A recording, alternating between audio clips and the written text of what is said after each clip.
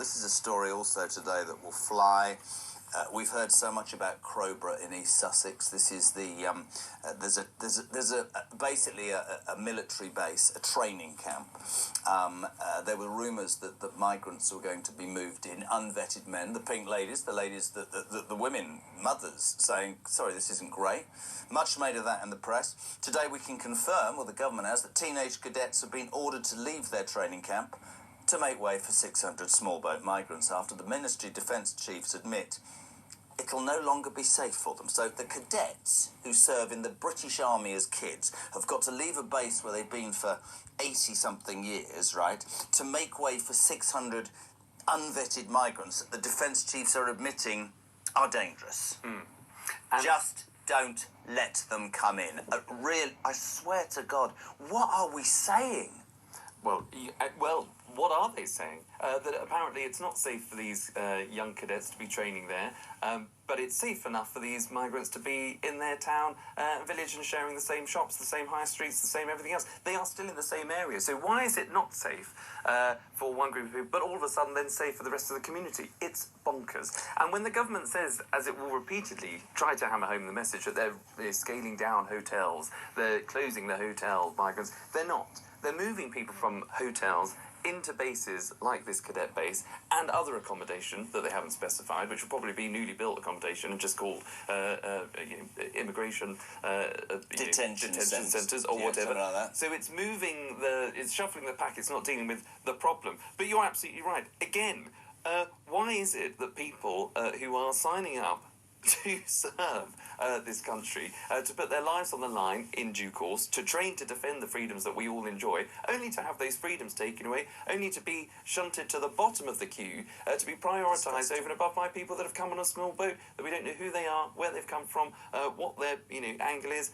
And to be perfectly blunt, it's at a point where, okay, you're from Eritrea. I don't know anything about Eritrea. No. There might be some huge conflict there, but you've come through France. You've I come through haven't talked about migration for 2 weeks. This site in Crowborough, East Sussex, is set to be turned into open accommodation for male asylum seekers by the end of the month. The cadets' camp, previously used by the British and Canadian military during the First and Second World War. I'm just going to say it, okay?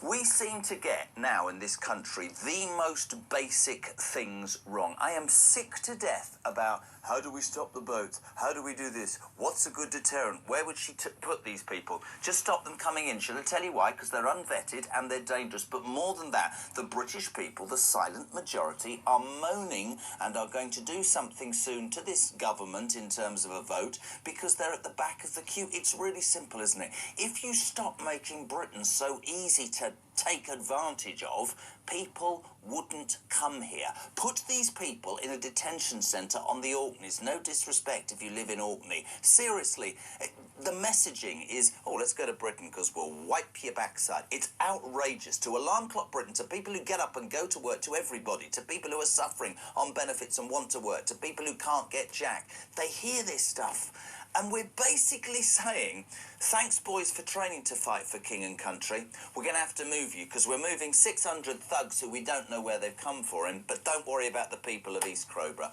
Utterly, utterly dreadful. Despicable. Sorry. You're absolutely right, Jeremy. And, why do we get the basic things wrong? And part of that is saying... Because our politicians are stupid. But, and people will have a lot of sympathy with that. And, of all colours, and people that have made mistakes in the past. Because it will still, I've used this example before, but, in relation to these young cadets starting out in their careers, the veterans that have served this country... Are now on the streets. And nobody's been able to move fast enough to accommodate 600 migrants coming in small boats, but yet we can't accommodate people that have actually put on that uniform, that have put their lives on the line to defend our freedoms. That is absurd. And actually, to you and I, and we're both proud Brits, that embarrasses the hell out of me. I talk every week. I go to the same town, it doesn't matter where, on a Saturday with my kids to do whatever. And there is a veteran who sits there. He's been out on Civvy Street 14 years. I talk to him every week. I buy him a meal deal. He always has the Snickers. I don't know why. But he just... I look at him and he'll say, we've been thrown out of our hotel for migrants. He gave 14 years. Would have taken a bullet for Queen, King and Country. And he's on the streets and people say, oh, you're being really unfair to these people. No, I'm not. I'll look after anybody who deserves it, but I am sick to death of us wiping the backside of people who are taking advantage. That's all I'm saying. Listen, loads to wake up to. A&E departments. Why do you go? Because you've got an ingrowing toenail. Get a grip. Labour's postponing elections, to which, this is quite interesting, Mick says Labour are joining a list of totalitarian regimes who have cancelled elections. We're becoming like Russia, North Korea, Palestine, Romania and the Friends of Communist China. Well, he's just summed up my Thursday perfectly. And, of course, that news...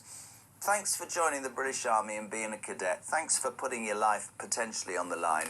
We're going to have to move you out your barracks, though. Sorry, because we've got 600 migrants coming in and it's not safe. Let's just forget the people of East Crowborough. Nikki, good morning.